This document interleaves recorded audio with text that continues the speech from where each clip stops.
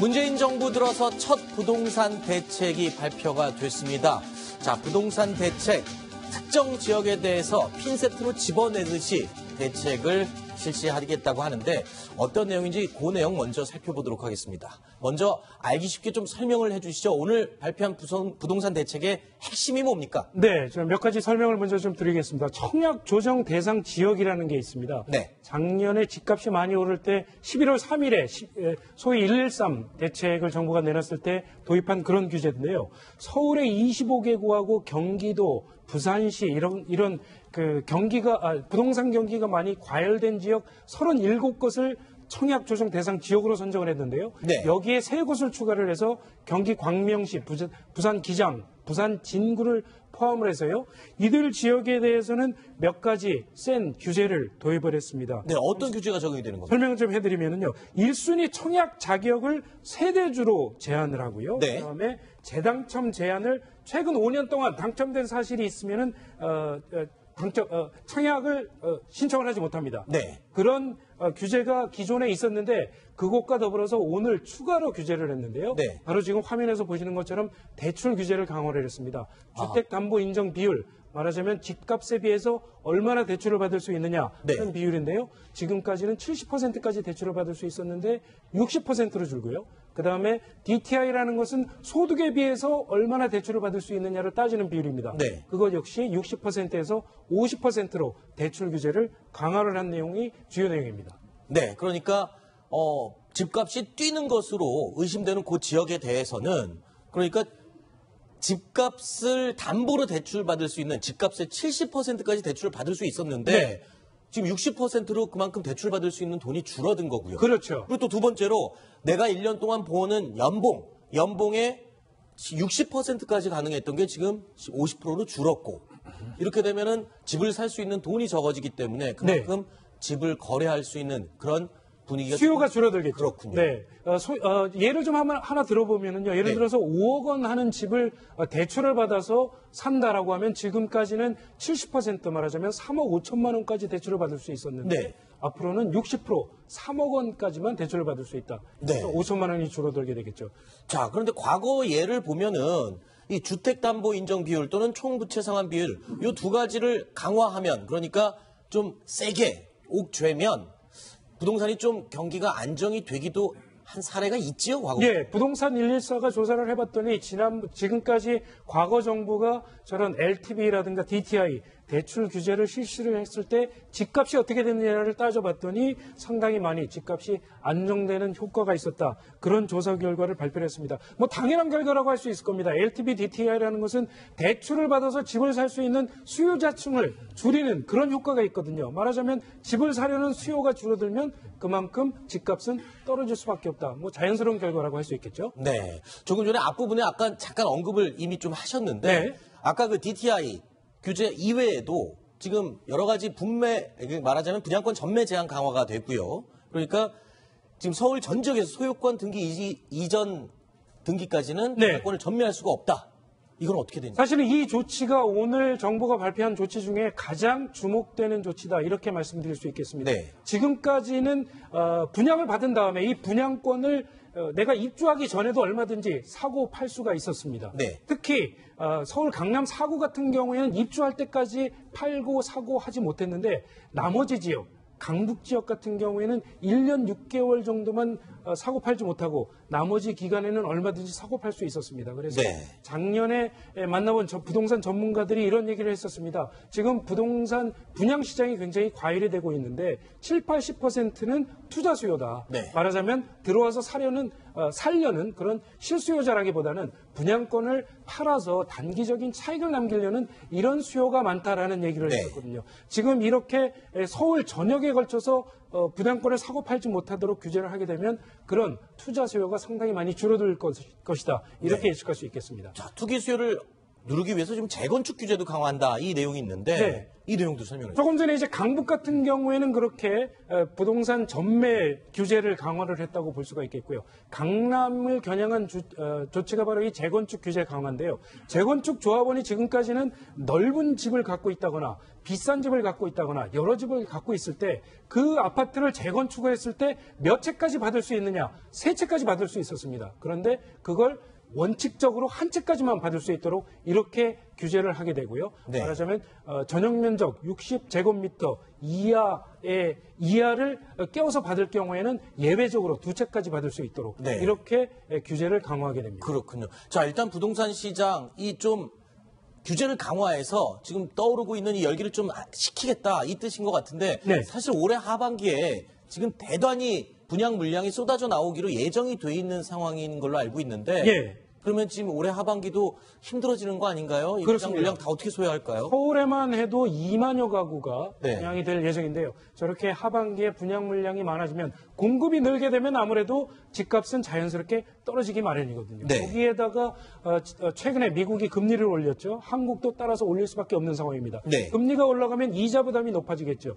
이자 부담이 부담스러운 분들은 아무래도 대출을 받아서 집을 사려는 수요는 줄어들 수밖에 없겠죠. 네. 수요는 조금 줄고 공급은 늘고 집값이 어느 정도 조정될 수밖에 없겠다. 네. 이런 게 대체적인 시장의 전망입니다. 아. 그래서 오늘 정부가 내놓은 규제에도 보면은요, 과열된 일부 지역에 대해서 규제를 강화를 하는 그런 핀셋 규제를 내놨거든요. 네. 그게 바로 정부의 그런 고민을 담고 있는 조치다 이렇게 얘기할 수 있겠습니다. 비수도권 또는 다른 지방에 대해서는 별다른 규제 조치를 오늘 내놓지 않았습니다. 그렇군요. 조금 전에 설명을 상세하게 해주셨던 이 대출 규제 당장 7월 3일부터 지금 실시가 된다고 하는데 그러면 안 그래도 실수요자들 지금 집 살려고 마음먹었던 사람들은 7월 3일 이전에 지금 빨리 거래를 해야 되는 건가요? 네, 첫 번째는요. 우선 지금 정부가 억누르려고 하는 것은 투자 수요, 소위 말하는 투기 수요자들입니다. 네네. 실수요자들은 보호해서 실수요자들의 부동산 거래는 부추기겠다 하는 네. 게 정부의 기본적인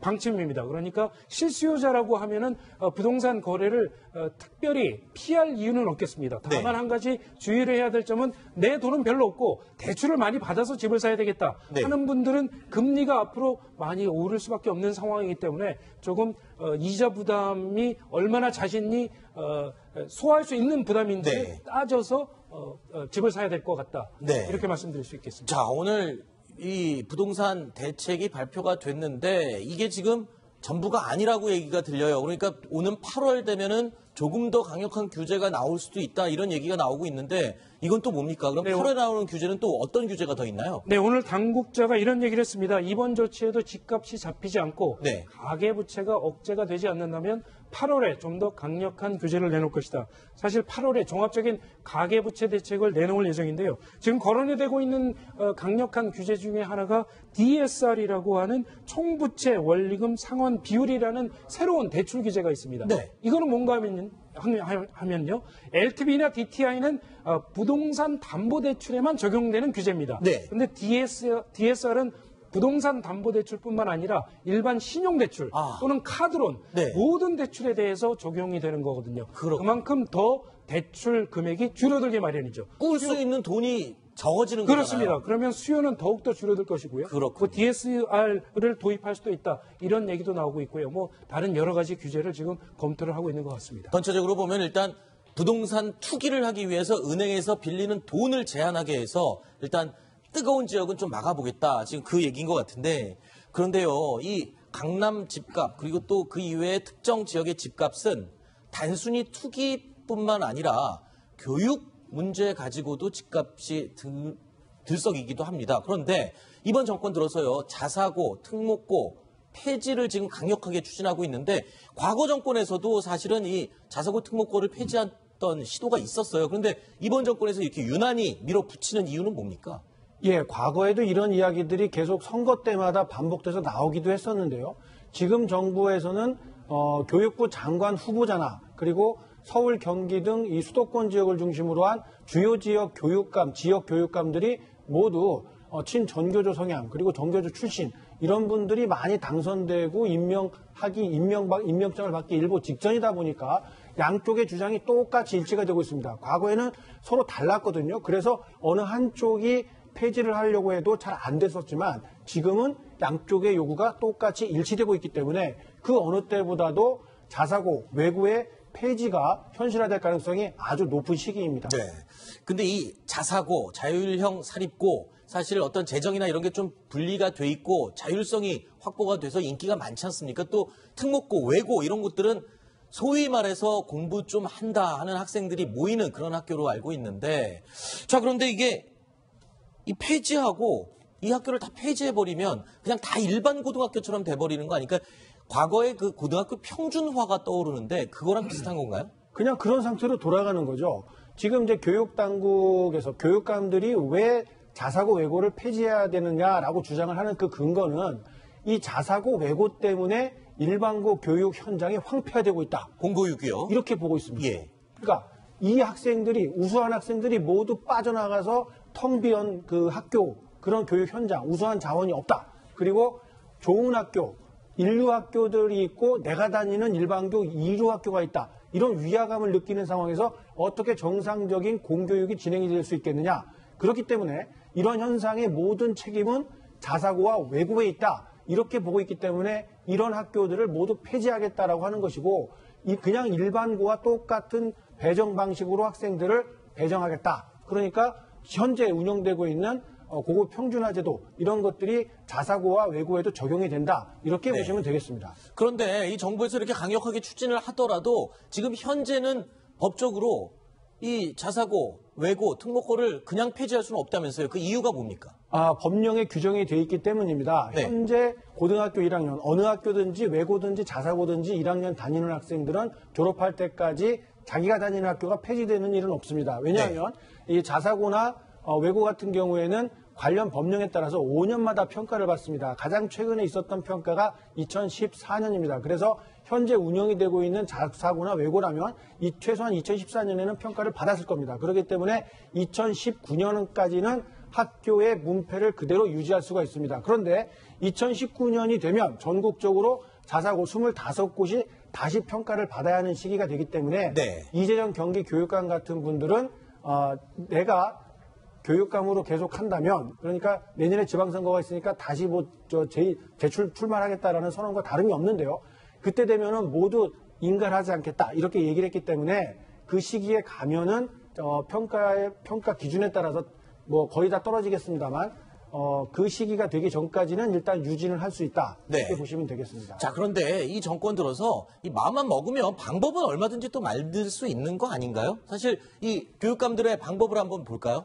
일단 조의원 방식이라고 나와 있는데 이건 외고와 자사고를 폐지하는 방식은 크게 두 가지가 있습니다. 조희연 서울시 교육감이 주장한 방법인데요. 초중등 교육법 시행령이라는 법규가 있습니다. 이 내용 법규 중에서 76조의 3에 보면 고등학교의 종류를 구분을 하고 있습니다. 그래서 여기에 규정이 돼야 고등학교가 되는 거죠. 여기에 보면 4번에 자율고등학교라는 게 있습니다. 이런 규정을 빼버리는 거죠. 아하. 그러면 자사고는 고등학교가 아닌 거가 되는 거죠, 법적으로. 네. 그래서 자연스럽게 없어지는 겁니다. 네. 또 제90조에 보면 특목고라고 불리는 특수목적 고등학교 종류를 쭉 열거하고 있습니다. 과학계열, 체육계열 뭐 이렇게 쭉 있는데 그 중에 하나인 외국어 계열의 고등학교와 국제계열의 고등학교 6번째 항목에 들어있는데요. 이 조항을 삭제하는 겁니다. 그러면 외고와 국제고등학교는 자연스럽게 고등학교 지위를 박탈당하거든요. 그래서 고등학교 종류에서 아예 사라지는 겁니다. 네. 이런 방식으로 시행령을 고쳐서 없애겠다. 이런 게 조희연 서울시 교육감의 주장입니다. 또 한 가지 방법이 있죠. 네, 경기교육감인 이재정 교육감이 주장하는 방식인데요. 교육감이 행사할 수 있는 권한, 5년마다 평가를 해서 외고 자사고를 유지를 할 것이냐 없앨 것이냐 이렇게 결정을 할 수가 있는데요. 그 평가할 때 내 권한으로 아예 없애버리겠다. 네. 이렇게 주장을 하고 있습니다. 그런데 지금 현재 자녀들이 자사고, 외고에 다니는 학부형들은 당연히 반대할 것 같고요. 또 앞으로 자사고나 이 외고를 보낼 목적으로 지금 공부를 시키고 있는 자녀를 둔 부모들은 당연히 이거를 반대할 것 같아요. 그러면 지금 밀어붙인다고 이게 과연 폐지가 될지 이것도 궁금한데요. 자, 반대하는 목소리 과거에도 있었는데요. 네. 한번 잘 생각해 보십시오. 특히 이재정 교육감 만나서 이야기를 들어보니까 뭐라고 말을 하냐면 95%가 반대하고 찬성을 하고 있고 반대하는 사람은 5%밖에 되지 않는다. 절대 다수가 찬성하는 정책이기 때문에 밀어붙이겠다라는 의지를 밝히고 있습니다. 실제로 오늘도요. 일부 반대하는 학부모들이 조희연 교육감을 만나려고 서울시 교육청을 찾아갔는데 네. 안 만난다고 하니까 다들 돌아가신 것 같습니다. 네. 만약에 어떤 그 과거의 좌파 단체들이 정부를 향해서 반대하거나 했을 때는 광화문 광장에 천막을 설치하거나 청와대 앞에 가서 다 몰려가서 집회했을 거예요. 그렇죠. 하지만 지금 외고 자사고 폐지한다고 했을 때는 현재 다니는 학생들은 문제가 없다. 네. 이렇게 되니까 사실 생각보다 큰 반발이 없어요. 네. 그리고 우리 애만 못 가는 게 아니라 다른 애들도 다 못 가게 되는 거예요. 네. 이런 생각들이 좀 퍼져 있어서 그런지 아하. 생각보다는 그렇게 강도 높은 반발이 나오는 것 같지는 않습니다. 네. 이런 점을 잘 고려해서인지 지금 새 정부의 교육 정책은 갈수록 이런 수월성 교육 이런 것들에 대해서는 아주 강도 높게 규제를 하려고 하지 않을까 싶습니다. 자, 그런데 자사고 외고를 폐지를 주장하는 정책 이 고위 당직자들, 고위 이 정책자들이 이게 보면 자녀들이요. 정작 자신의 자녀들은 외고 그리고 자사고를 나왔다. 그렇게 얘기가 돼서 논란이 되고 있는데 누구의 자녀들입니까? 네, 일단 현 정부에서 이 주요 그 직책을 맡고 있는 분들의 자녀들이 이 특수목적고등학교를 나왔는데요. 네. 일단 대표적으로 조국 민정수석의 딸이 한영외고를 졸업을 했다고 하고요. 네. 이 김진표 국정기획자문위원회 위원장의 딸도 이 대원외고를 졸업했다고 합니다. 그리고 지금 자사고와 특목고를 없애겠다라고 하고 있는 이 서울시 교육감을 맡고 있는 조희연 교육감의 경우에는 이 장남과 차남이 각각 이 명덕외고와 대일외고를 졸업해서 그러니까 현 정부에 참여하는 사람들은 대체로 자녀들이 특수목적고를 졸업했는데 네. 이제 와서 없애려고 하는 것이 네. 혹시 이런 특목고의 어떤 사다리를 걷어차는 거 아니냐. 네. 그러니까 앞으로 이제 이 특목고 입시를 통해서 좋은 대학에 진학하려고 하는 사람들의 이 사다리를 걷어차고 있다. 네. 이런 비판의 목소리가 나오고 있는 겁니다. 아, 그런 말이 나오는 게 어쩌면 당연한 얘기 아닙니까? 자신의 자녀들은 특목고, 자사고, 좋은 학교를 다 나와서 좋은 대학에 가도록 하고 그 다음에 정작 이제 그걸 없애겠다. 그러면 학부모들이 반발할 수밖에 없잖아요. 사실 왜 우린 못하게 해? 이런 입장을 말할 수밖에 없는 거 아닌가요? 당연히 그런 주장들을 하겠죠. 그러면 도대체 일반고의 황폐화된 책임을 왜 특목고에다 두느냐. 그렇게 보지 말고 교사들이 도대체 입시 방법 제대로 모르고 질문도 제대로 받지 않고 수업 시간에 거의 절대 다수 애들이 그냥 엎드려서 자고 있는 걸 수수방관하고 있는 이런 교육 현장을 견딜 수가 없기 때문에 외고나 자사고로 우리 애들을 보내고 싶겠다라고 하는 학부모들의 외침은 그 학교를 없애서 이 문제를 고쳐지겠습니까? 그렇지 않죠.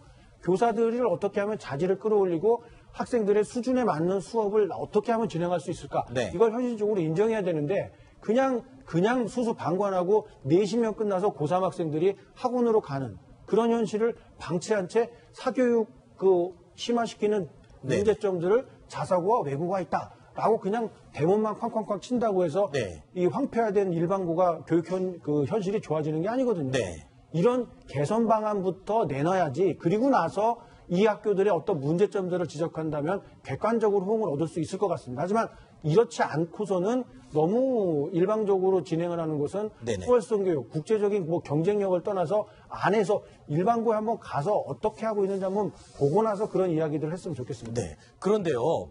지금 아까 폐지되는 학교가 외고 그리고 자사고란 말입니다. 근데 과학고는 폐지에 포함되지 않았어요. 그러면 과학고로 아이들이 또 몰릴 수밖에 없을 테고 또 일반고로 전환된 과거 자사고는 학부형들한테 여전히 인기를 끌 거란 말이에요. 이름만 바뀐 거지 그 학교가 어디로 사라지는 건 아니지 않습니까? 이렇게 되면 그 학교가 있는 지역으로 또 학생들이 몰리고 그 지역 집값이 또 오르겠다. 이런 또 우려가 있거든요. 여러 가지 부작용이 나올 겁니다. 네. 교육 현장의 부동산도 마찬가지고 교육도 정부가 함부로 손대면 부작용, 풍선 효과 여태까지 숱하게 겪지 않았습니까? 과학고등학교는 그 사교육의 병폐가 없다라고 아주 단언하듯이 말하면서 그냥 놔두겠다고 하는데 대치동 학원가 한번 살펴보세요. 과학고반 얼마나 많이 암암리에 편성이 돼 있습니까? 네. 이런 것도 외면한 채 과학고는 살려두겠다? 사교육의 병폐를 누가 일으키고 있나? 그런 잣대로 보면 마찬가지예요. 네. 그리고 나서 아까 우리 앵커도 지적한 것처럼 일단 자사고 없어지면은 그냥 없어지겠어요? 일반고 되면 그 학교로 또 선호하는 여러 그렇죠. 가지 부작용이 또 생기게 돼 있어요. 네. 일반고에 대한 전체적인 학력 교사들의 가르치는 지도 수준 그리고 동아리 활동에서부터 지금 학생부 종합전형이 대세를 이루고 있는 지금 대학 입시 전형에 맞춤형 교육을 할 수 있느냐? 어느 일반고가 그걸 할 수 있어요? 네. 강남 지역에 있는 일부 일반고를 제외한 전국적인 어느 일반고도 그런 수준이 되지 않고 있거든요. 네. 그런 학부모들의 불만과 요구가 있다는 점을 교육당국이 그거부터 해결을 해줘야죠. 그런데 조금 너무 지나친 우려일 수도 있겠지만 아까 앞부분에 네. 부동산 대책 발표에서 집값 잡는다고 특히 강남 지역, 특정 지역 얘기하셨잖아요. 그런데 신문에 보니까요. 이 자사고가 폐지되고 일반고로 전향되는 학교들 가운데 절반 가까이가 다 강남에 위치해 있단 말이에요. 네. 그러면 사람들이 일반고로 전환되더라도 그 학교로 학부형들이 선호를 해서 강남 지역으로 또 몰릴 테고 그러면 이 고심에서 내놓은 부동산 대책이 유명무실해지고 학군 때문에 학부형들이 모이면서 또 집값이 올라버리면 그 부동산 대책이 또 무의미해지는 건 아닌가 이런 생각이 들어요. 그래서 외고 자사고 폐지와 관련된 신문 기사의 제목 밑에 하단에 깔리는 제목이 부동산 정책이 엇박자를 일으키고 있다. 이런 아하. 지적이 나오고 있습니다. 네. 외고나 자사고를 폐지하게 되면 역시 일반고를 정상화시키겠다는 정책을 담고 있기 때문에 정통 8학군, 강남에 몰려있는 일반고등학교에 대한 수요가 굉장히 많이 늘게 될 거거든요. 그쪽 지역에 대한 수요가 늘면 집값도 자연스럽게 오르지 않겠느냐 이런 전망이 많이 나오고 있습니다. 그렇군요. 그러니까 이제 그 10년 전에 이 노무현 정부 때도 부동산 대책을 굉장히 많이 발표하지 않았습니까? 네. 저도 기억나는 게 이 831 대책이 발표가 돼서 굉장히 이제 강력한 부동산 이 규제가 시작이 돼서 이 시장에 시그널을 줬기 때문에 이제 잡힐 것이다. 그런데 그 결과는 반대로 나타나지 않았습니까? 오히려 노무현 정부 후반기에는 굉장히 집값이 폭등을 했거든요. 그런데 이제 나중에 그 이유가 밝혀졌는데 왜 그랬냐면 노무현 정부에서는 이 지방 분권을 추진하기 위해서 이 기업도시, 혁신도시, 그리고 세종시를 추진하지 않았습니까? 네네. 그러다 보니까 지방에 굉장히 많은 이 현금 이 보상이 이루어졌던 겁니다. 네. 토지 보상이. 이제 그런데 그 돈이 거꾸로 이 서울과 이 서울 특히 이 강남권으로 이 아파트 투기 수요로 좀 가수요가 네. 만들어지면서 이 부동산 대책을 무력화시킨 일이 있거든요. 네. 그러니까 이번 어떤 그 특목고 자사고 폐지와 또 부동산 대책이 엇박자를 내게 되면 하나의 정책만 놓고 보면 그 정책 목표를 달성할 수 있을 것 같은데 다른 정책과 섞이게 되면 오히려 그 정책 효과를 반감시키는 그 가능성이 있기 때문에 네. 이런 점도 꼼꼼히 따져서 정책을 추진하고 발표해야 되지 않을까 하는 생각이 듭니다. 알겠습니다. 자, 두 가지 소식 먼저 살펴봤는데요. 신치영 채널A 경제부장 그리고 이동영 동아일보 정책사회부 차장 이 두 분 얘기는 여기까지 듣도록 하고요. 이어지는 순서에는 하종대 동아일보 논설위원 그리고 송찬욱 동아일보 정치부 기자와 함께 이어가겠습니다. 오늘 말씀 고맙습니다.